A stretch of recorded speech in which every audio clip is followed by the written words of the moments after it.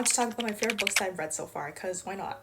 When someone asks me what my favorite book is, I usually say Sharp Objects by Gillian Flynn. Sharp Objects is about a reporter named Camille Preaker that goes back to her small town called Winton Gap to investigate the murders of two teenage girls. We quickly learn that Camille's mom is married to a pretty affluent man in town, and her sister is the most popular girl in her school. Might be a little bit of a spoiler, but I really loved how Gillian Flynn built up so much suspense during the entire book, only for us to realize that they got the wrong person. I read Gone Girl by Gillian Flynn, then you would understand her style of writing because she builds up so much suspense to point out one person, when in reality it's a huge plot twist at the end. I love how it's never obvious and it's never cliche, and her punchlines always hit.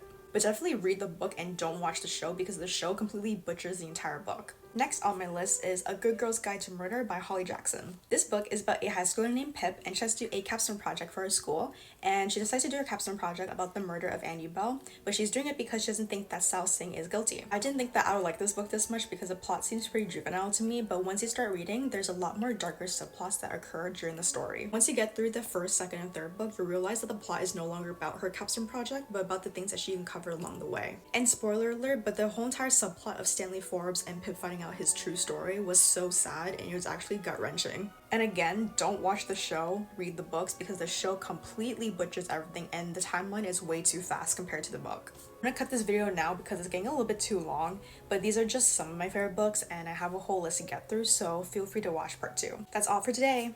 Bye!